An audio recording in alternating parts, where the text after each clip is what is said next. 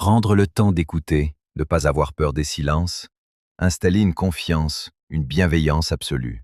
Chez Faustine Bollaert, cette phrase n'est pas seulement une méthode, c'est presque une signature. Et c'est peut-être là que se cache le vrai mystère.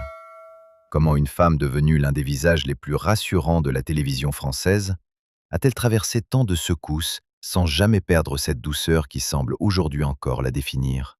Derrière le sourire calme, derrière la voix posée, derrière cette manière unique d'accueillir les douleurs des autres, n'y a-t-il pas toujours eu une lutte plus intime, plus silencieuse, plus vertigineuse? À 47 ans, Faustine Bollaert apparaît comme une évidence dans le paysage audiovisuel français.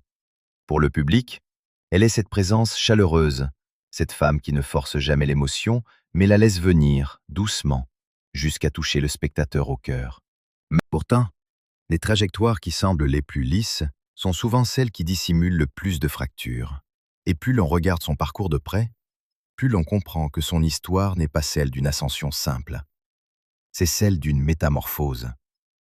Celle d'une femme passée de l'univers léger, parfois cruel, des médias de divertissement, à un registre beaucoup plus profond, presque thérapeutique.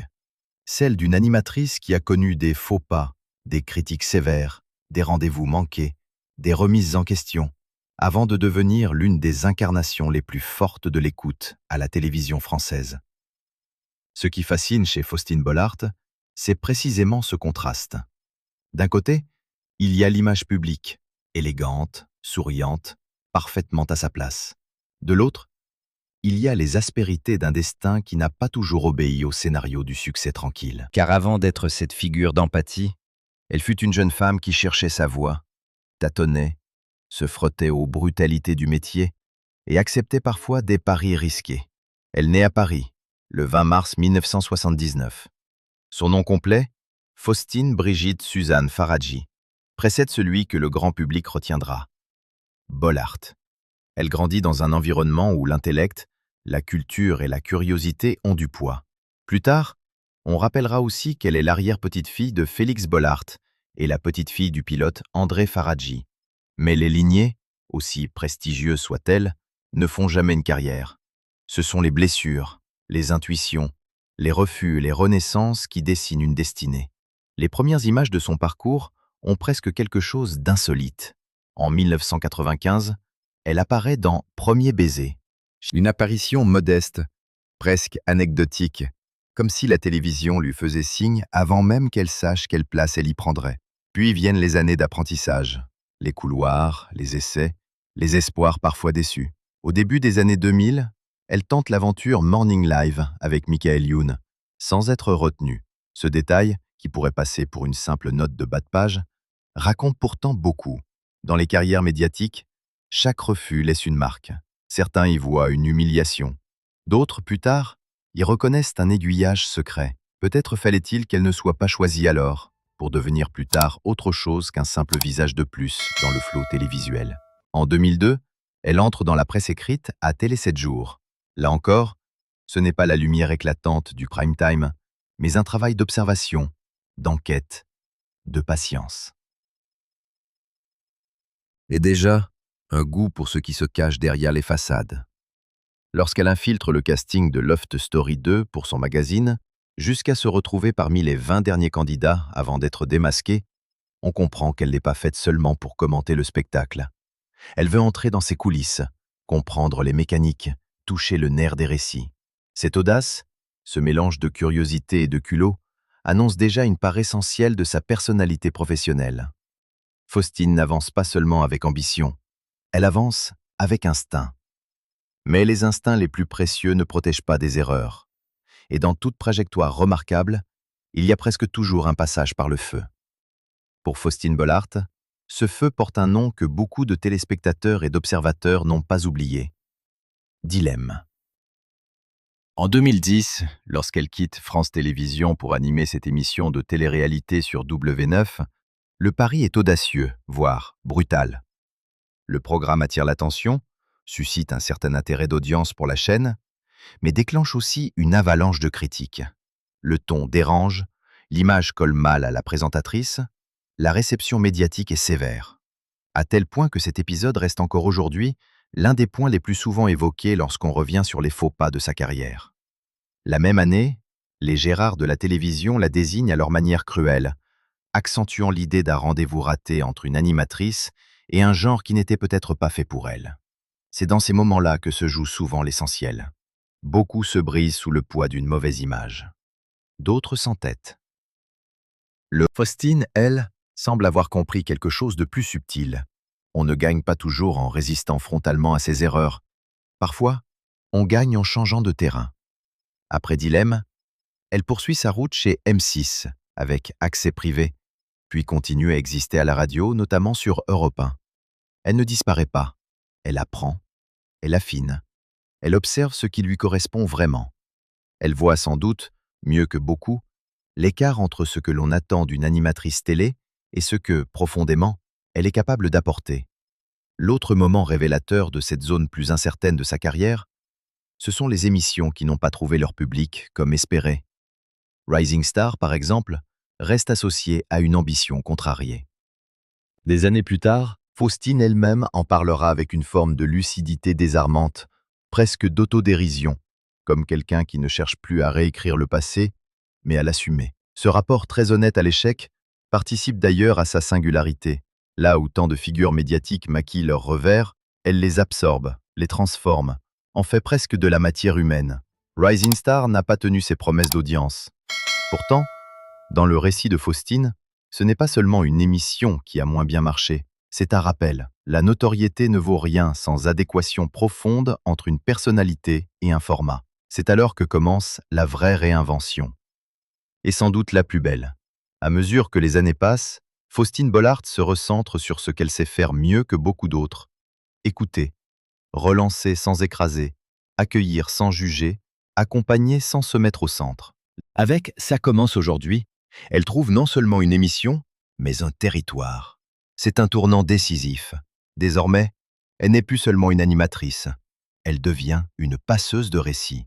Dans un paysage télévisuel souvent saturé de bruit, de rythmes forcés et d'effets, elle impose autre chose. Le silence utile, la patience, la chaleur. Et le public suit. Il ne suit pas seulement une émission, il suit une voix, une manière d'être, une promesse implicite de dignité donnée à ceux qui viennent témoigner. Mais cette réussite a un prix. Ceux qui regardent ces programmes ressentent l'émotion. Faustine, elle, la reçoit en pleine poitrine. Elle a confié qu'il lui arrivait de s'écrouler dans sa loge après certaines émissions. Derrière l'expression, il y a plus qu'une fatigue. Il y a la saturation de l'âme. Il y a le trop-plein de récits de viol, d'inceste, de deuil, de maladie, de vie fracassée. On imagine souvent que les animateurs développent une carapace. Chez Faustine, on découvre au contraire une méthode de survie plus fragile et plus noble. Elle ne se blinde pas complètement. Elle apprend à revenir au réel après la tempête intérieure. Un appel à l'orthodontiste des enfants, une discussion sur les vêtements avec sa styliste, une liste à faire, n'importe quel petit geste concret pour éviter de sombrer avec les douleurs entendues. C'est d'une puissance silencieuse. Car cela dit ceci, pour rester humaine à l'écran, elle accepte de rester vulnérable hors écran. Et si cette empathie n'était pas seulement professionnelle, si elle venait de beaucoup plus loin? Lorsqu'elle parle de son frère Charles, tout s'éclaire différemment. Faustine a raconté qu'au lycée, il était tombé gravement malade après une erreur d'anesthésie. Elle a décrit les crises, le bouleversement du corps, l'effroi d'une petite sœur voyant son grand frère devenir soudain une figure presque méconnaissable. Dans ma tête de petite sœur, c'était cataclysmique, dira-t-elle, allant jusqu'à confier qu'à certains moments, son frère était devenu son fils. Il y a dans cette phrase toute la source secrète de sa tendresse publique. On n'écoute pas la souffrance des autres de la même façon quand on a vu la fragilité s'installer chez soi, dans sa propre maison, dans sa propre enfance. C'est peut-être pour cela que Faustine Bollaert ne ressemble pas à ces animatrices qui gèrent l'émotion. Elle l'habite, elle la connaît, elle sait ce qu'elle coûte. Son art n'est pas de fabriquer de belles séquences. Son art est de permettre à une parole de sortir sans être trahie. Voilà pourquoi, en quelques années, elle a réussi ce que très peu parviennent à faire, transformer une réputation médiatique en véritable lien affectif avec le public. La télévision adore fabriquer des figures populaires, mais elle peine à produire des figures profondément aimées.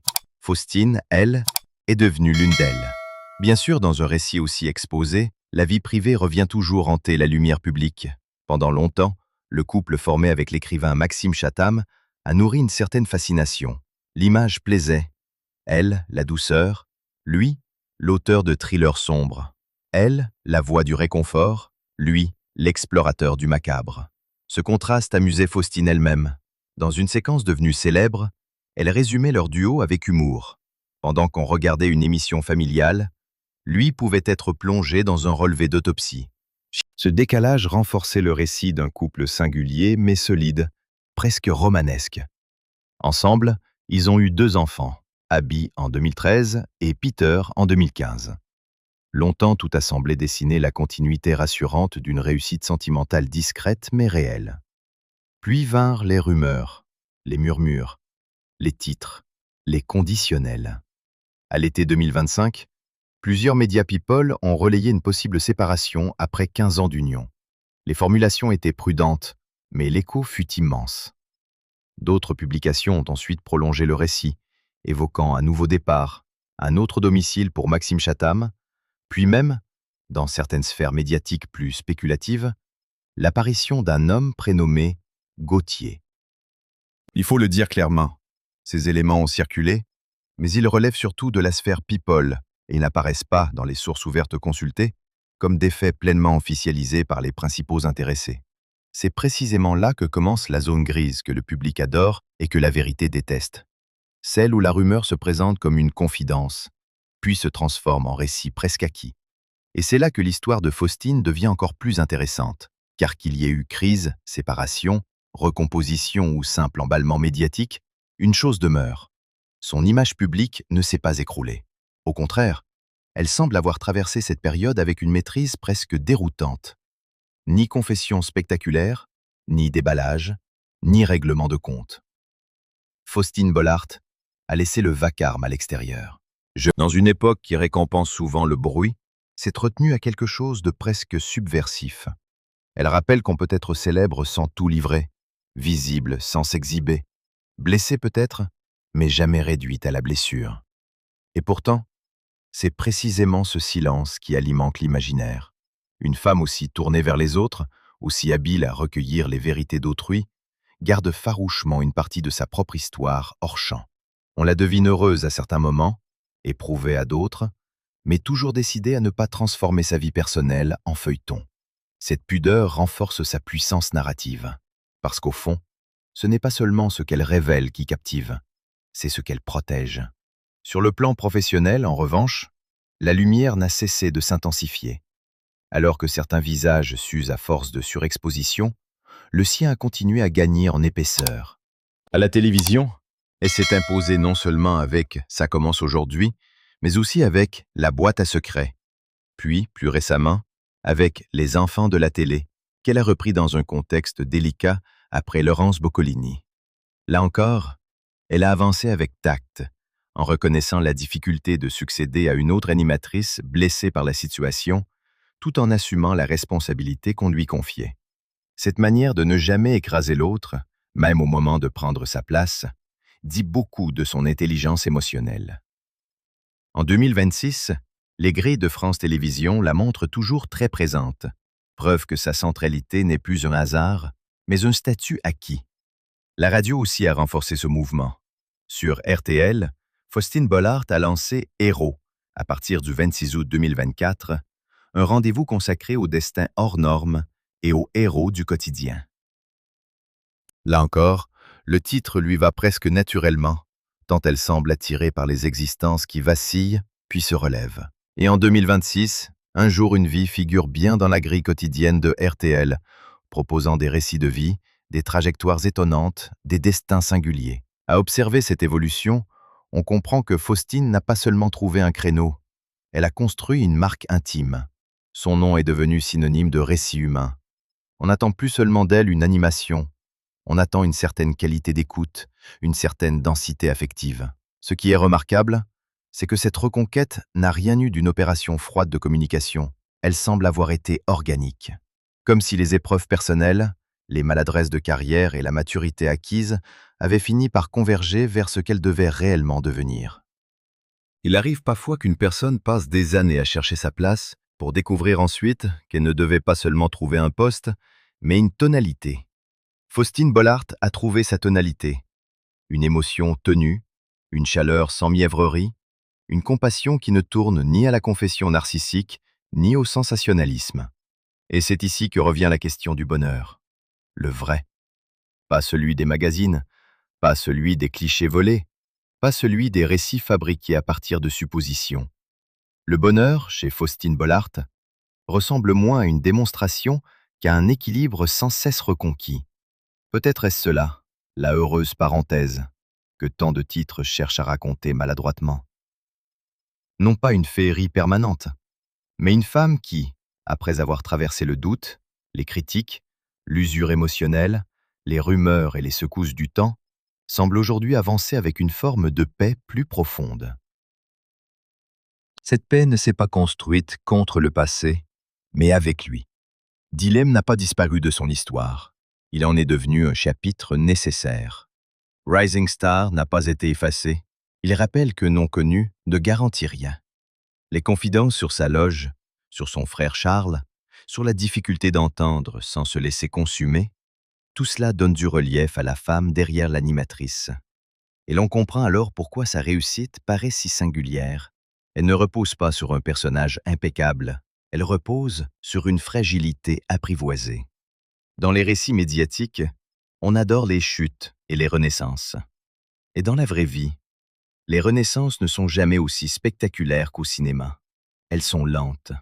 Elles passent par des ajustements, des renoncements, des fidélités à soi qu'on ne comprend qu'après coup. Faustine Bollaert n'a pas triomphé en devenant plus dure, plus brillante, plus agressive que les autres. Elle a triomphé en devenant plus fidèle à ce qu'elle était intimement capable d'incarner. C'est infiniment plus rare. Alors, à 47 ans, vit-elle ce moment de bonheur particulier dont rêvent les titres? Peut-être, mais à sa façon. Une façon plus subtile, plus digne, plus intérieure. Le vrai privilège de Faustine Bollaert n'est peut-être pas d'être épargnée par les drames ou par les rumeurs. C'est d'avoir réussi à faire de tout cela une matière d'humanité et non un théâtre de ruines. Elle demeure une femme de télévision, bien sûr. Mais plus encore, elle est devenue une femme de résonance. Une voix qui recueille, qui contient, qui accompagne. Et c'est sans doute cette alchimie-là que le public perçoit, parfois sans savoir la nommer. Dans un monde saturé de visages qui parlent fort pour cacher le vide, Faustine Bollaert a choisi une autre voie. Écouter assez profondément pour que la parole des autres éclaire aussi sa propre vérité. Voilà pourquoi son parcours touche autant. Voilà pourquoi ses cicatrices, même évoquées à demi-mot, semblent si parlantes. Voilà pourquoi chaque nouveau projet qu'elle porte paraît moins relever de la programmation que d'une continuité intime. Et si le plus beau retournement de son histoire tenait là? Dans le fait que celle qu'on avait un temps vue dans des formats contestés, parfois mal assortis à sa nature, est devenue une figure centrale des récits les plus sensibles de l'audiovisuel français, comme si le destin avait pris son temps pour la replacer exactement là où elle devait être. Comme si les erreurs, les larmes en coulisses, les peurs d'enfance, les critiques professionnelles et les bruissements autour de sa vie privée avaient tous servi, en secret, à bâtir cette femme plus solide, plus profonde, plus lumineuse. Faustine Bollaert ne donne peut-être pas toutes les réponses, et c'est précisément ce qui la rend captivante. Car derrière le sourire tranquille demeure une énigme. Combien de tempêtes faut-il traverser pour devenir ce refuge pour les autres? Combien de blessures faut-il apprivoiser pour parler si doucement de celles du monde? Et si son vrai bonheur, au fond, ne se mesurait ni à un titre, ni à une rumeur, ni à une photo volée, mais à cette capacité rare de transformer la douleur en présence? C'est peut-être cela, le secret de Faustine Bollaert. Non pas une vie parfaite, non pas un conte sans fêlure, mais une manière bouleversante d'habiter ces fêlures sans leur laisser le dernier mot.